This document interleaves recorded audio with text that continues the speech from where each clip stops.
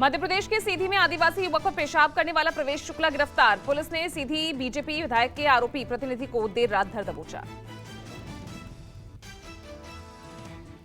मध्य प्रदेश के सीधी कांड में आया नया मोड़। पीड़ित आदिवासी युवक दशमत रावत का सामने आया कथित हलफनामा। शपथ पत्र में पीड़ित ने आरोपी का बचाव किया, कहा मेरे साथ नहीं हुई अमानवीयता।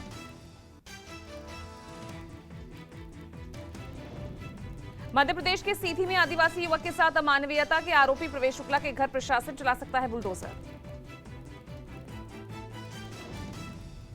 सीधी बीजेपी विधायक का प्रतिनिधि प्रवेश शुक्ला के खिलाफ सीएम शिवराज सिंह चौहान के निर्देश पर लगा एनएसए। मुख्यमंत्री ने कहा आरोपी पर सख्त कार्रवाई होगी।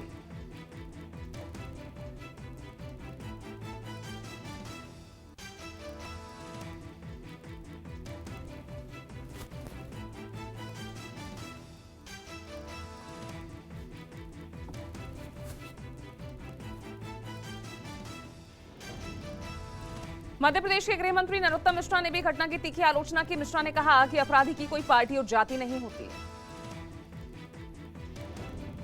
सीधी कांड को लेकर कांग्रेस सहित तमाम सामाजिक संगठनों ने भी बीजेपी पर साधा निशाना। पूर्व सीएम और कांग्रेस नेता कमलनाथ ने ट्वीट कर आरोपी पर सख्त कार्रवाई करने की मांग की। पीड़ित के हलफनामे को कांग्रेस ने झूठा करार दिया है। कांग्रेस मीडिया विभाग के अध्यक्ष के मिश्रा ने ट्वीट कर लिखा कि रसूखदार आरोपी को बचाने के लिए जबरन शपथ पत्र लिखवाया गया है। महाराष्ट्र में सियासी उठापटक के बीच आज बैठकों का दौर। एनसीपी के शरद पवार और अजित पवार गुट के आज अलग अलग करेंगे बैठक। शरद पवार की बेटी एनसीपी सांसद सुप्रिया सुले ने बैठक से पहले की इमोशनल अपील। सुले ने वीडियो संदेश के जरिए पार्टी विधायकों और नेताओं को भेजा संदेश। पिता के समर्थन में आने का आग्रह किया। एनसीपी प्रमुख शरद पवार बुधवार को शाम दिल्ली के लिए रवाना हुए हैं। दिल्ली में शरद ने 6 जुलाई को पार्टी की राष्ट्रीय कार्यकारिणी की बैठक बुलाई है। अजित पवार गुट की बैठक सुबह 11 बजे एमआईटी में होगी। बैठक में अपने गुट के विधायकों, सांसदों के साथ ही शरद गुट के नेताओं को भी न्योता दिया गया। महाराष्ट्र के मुख्यमंत्री एकनाथ शिंदे ने भी अपनी पार्टी विधायकों की बैठक बुलाई है। शिवसेना शिंदे गुट की शाम 7 बजे ये बैठक होगी। इस बैठक में मौजूदा सियासी माहौल को लेकर चर्चा होनी है। मंगलवार को अजित पवार एनसीपी के नए दफ्तर में पहुंचे। मुंबई में मंत्रालय के पास ही बने इस नए ऑफिस में अजित गुट ने ताला तोड़कर एंट्री ली। अजित पवार ने अपने दफ्तर में शरद पवार की तस्वीर लगाई, जबकि शरद पवार ने 2 टूक कहा था कि मेरी तस्वीर का इस्तेमाल वो ही करें जो हमारे फैसले और विचारों का सम्मान करते हैं।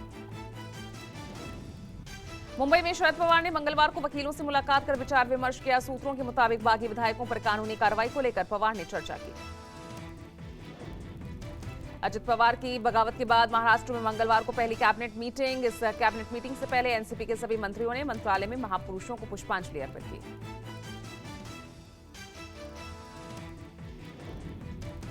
महाराष्ट्र में जारी है राजनीतिक उथल पुथल। बीजेपी ने संजय राउत के दावे को खारिज किया, कहा एकनाथ शिंदे ही रहेंगे सीएम। संजय राउत ने दावा किया था कि जल्द ही एकनाथ शिंदे सीएम पद से हटने वाले हैं। राउत ने कहा शिंदे जाने वाले हैं, सीएम नहीं रहेंगे। महाराष्ट्र में राजनीतिक हलचल के बीच कांग्रेस की विधान भवन में बैठक। पार्टी के सभी विधायक और एमएलसी की बैठक। कांग्रेस विधायक दल के नेता बाला साहेब थोराट ने ये बैठक बुलाई। बैठक में महाराष्ट्र में राजनीतिक घटनाक्रम और विपक्ष के नेता पद को लेकर चर्चा। एमवीए में भी विधानसभा में विपक्ष के नेता पर चर्चा शुरू। विपक्ष के नेता पद के लिए कांग्रेस के दावे पर शरद पवार ने कहा कि कांग्रेस के पास संख्या बल है, लिहाजा विपक्ष के नेता के पद की कांग्रेस की मांग ठीक है। फिर सुप्रीम कोर्ट पहुंचा महाराष्ट्र में शिवसेना का मामला। शिवसेना उद्धव ठाकरे गुट के विधायक सुनील प्रभु ने दाखिल की याचिका। याचिका में महाराष्ट्र विधानसभा स्पीकर को निर्देश देने की मांग की गई है। सुनील प्रभु ने याचिका में लिखा, एकनाथ शिंदे के नेतृत्व वाले बागी विधायकों के खिलाफ अयोग्यता याचिकाओं पर स्पीकर जल्द फैसला ले। सुनील प्रभु ने कहा, सुप्रीम कोर्ट ने 11 मई के अपने फैसले में स्पीकर से लंबित अयोग्यता याचिकाओं पर फैसला करने के लिए कहा था, लेकिन स्पीकर ने इस संबंध में कोई कदम नहीं उठाया। पीएम मोदी ने शंघाई सहयोग संगठन सम्मेलन में चीन की महत्वाकांक्षी बेल्ट एंड रोड इनिशिएटिव का फिर विरोध किया। हालांकि एससीओ के बाकी सदस्य देशों ने बीआरआई पर समर्थन दोहराया।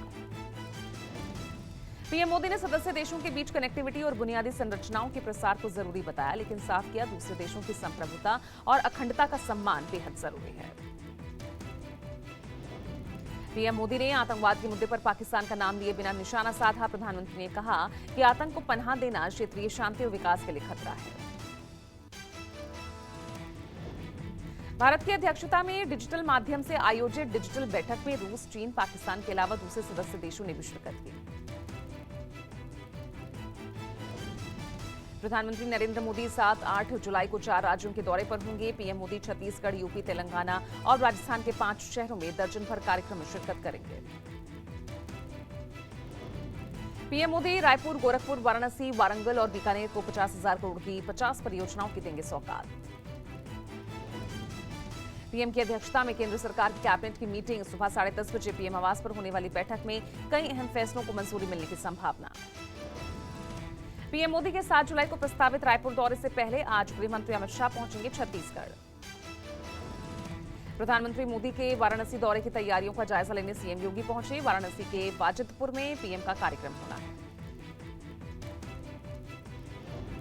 बीजेपी ने मंगलवार को 4 राज्यों के नए प्रदेश अध्यक्षों का ऐलान किया। सुनील छाकड़ को पंजाब, बाबूलाल मरांडी को झारखंड, डी पुरदेश्वरी को आंध्र प्रदेश और जी किशन रेड्डी को तेलंगाना प्रमुख बनाया। बीजेपी में आज भी सांगठनिक बदलाव के आसार। पार्टी में हो रहे बदलावों को 2024 आम चुनाव से जोड़कर देखा जा रहा। पंजाब की सियासत में आ जा सकता है बड़ा ट्विस्ट। बीजेपी से दोबारा गठबंधन को लेकर अकाली दल कर सकता है फैसला। बीजेपी अध्यक्ष जेपी नड्डा आज मध्य पूर्व अफ्रीकी, यूरोपीय संघ और कैरिबियाई देशों के राजनयिकों से करेंगे मुलाकात। राजस्थान में अशोक गहलोत सरकार के खिलाफ बीजेपी महिला मोर्चा का आज प्रदर्शन। राज्य में महिलाओं के खिलाफ बढ़े अपराधों को लेकर बीजेपी थाली बजाकर करेगी प्रदर्शन। राजस्थान के पूर्व सीएम और बीजेपी नेता वसुंधरा राजे सिंधिया आज अपने निर्वाचन क्षेत्र झालरापाटन का करेंगी दौरा।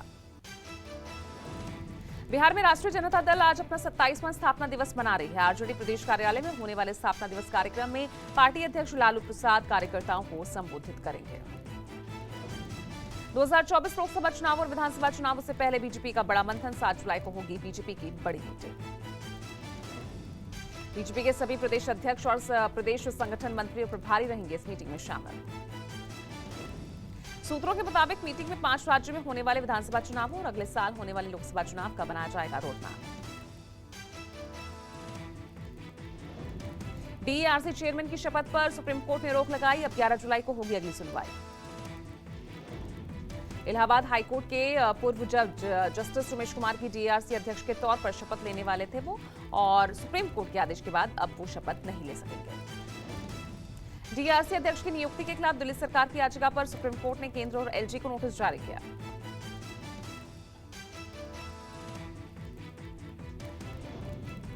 उत्तर पूर्वी राज्य मणिपुर में आज से खुल जाएंगे पहली से 8वीं तक के स्कूल। सीएम बीरेन्द्र सिंह ने सोमवार को किया था ऐलान।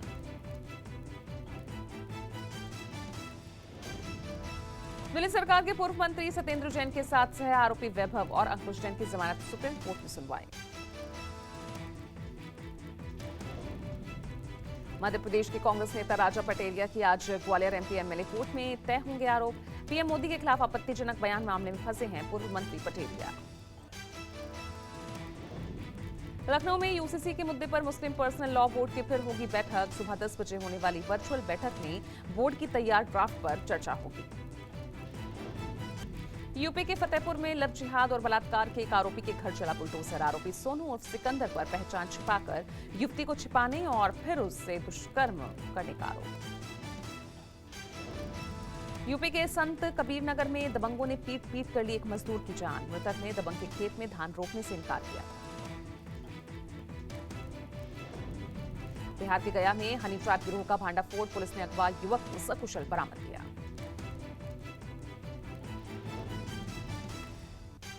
नागालैंड के दीमापुर में लैंडस्लाइड की रोंगटे खड़े कर देने वाली ऐसी तस्वीर सामने आई।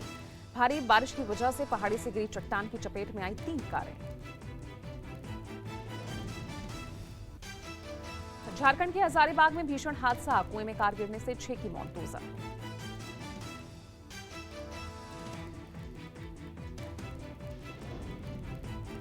तेलंगाना के रंगारेड्डी में दिल दहला देने वाली घटना। मॉर्निंग वॉक के दौरान बेलगाम तेज रफ्तार कार ने 3 महिलाओं को रौंदा।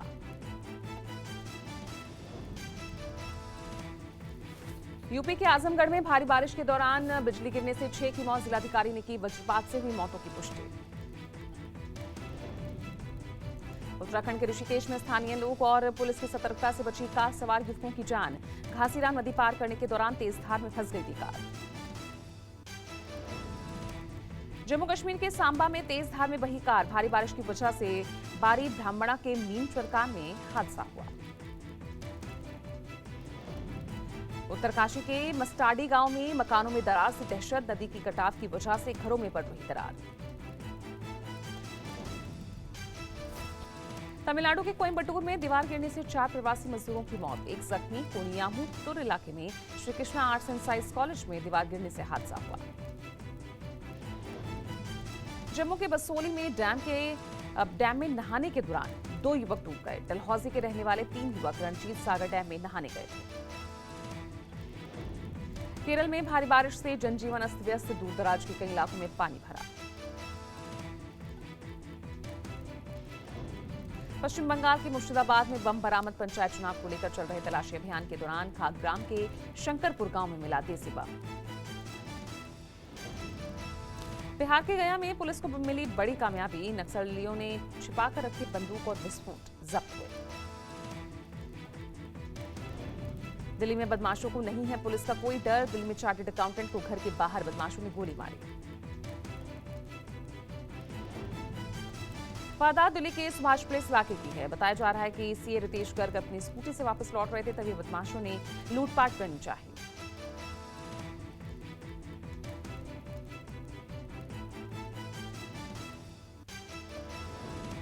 दिल्ली के उत्तम नगर में पुलिस चौकी के सामने 30 सेकंड में बाइक चोरी हुई। चोरी की वारदात सीसीटीवी में कैद हुई। हरियाणा नंबर की सफेद बोलेरो से आए बदमाशों ने चोरी की वारदात को अंजाम दिया।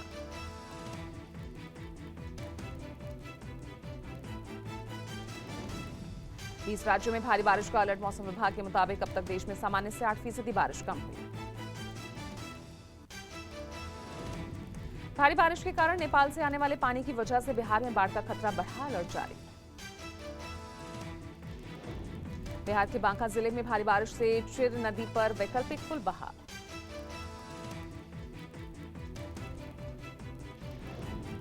केरल में आज और 5 जुलाई को भारी बारिश का अलर्ट, देश के दक्षिणी राज्यों में अगले 5 दिन होगी झमाझम बारिश। उत्तराखंड में आज से भारी बारिश का दौर शुरू, 9 जुलाई तक जारी रहेगी झमाझम बरसात। मध्य प्रदेश में तेज बारिश का दौर होगा शुरू, मौसम विभाग ने भोपाल, शिवपुरी, विदिशा, आगरा, मालवा में भारी बारिश का अलर्ट जारी किया। कोच्चि में झमाझम बारिश, तेज बारिश की वजह से जगह जगह हुआ जल जमाव। जम्मू में तेज बारिश से कई इलाकों में पानी भरा, सड़कों पर पानी भर जाने की वजह से यातायात प्रभावित हुआ। दक्षिण कर्नाटक में तेज बारिश की वजह से जनजीवन प्रभावित, कई जिलों में बारिश की वजह से जल भराव। तालिबान ने नया फरमान जारी किया, काबुल में महिलाओं के ब्यूटी सैलून पर बैन लगाया।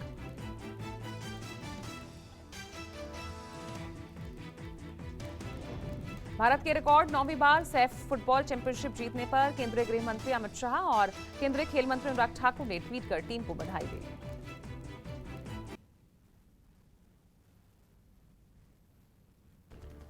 सिद्धार्थ मल्होत्रा और दिशा पाटनी की फिल्म योद्धा रिलीज डेट पे बदलाव हुआ है, 15 दिसंबर को अब फिल्म रिलीज होगी। एक्टर अजय देवगन ने मुंबई के अंधेरी वेस्ट इलाके में एक्सपेंसिव ऑफिस प्रॉपर्टी खरीदी, प्रॉपर्टी की कीमत 45 करोड़ रुपए बताई जा रही है।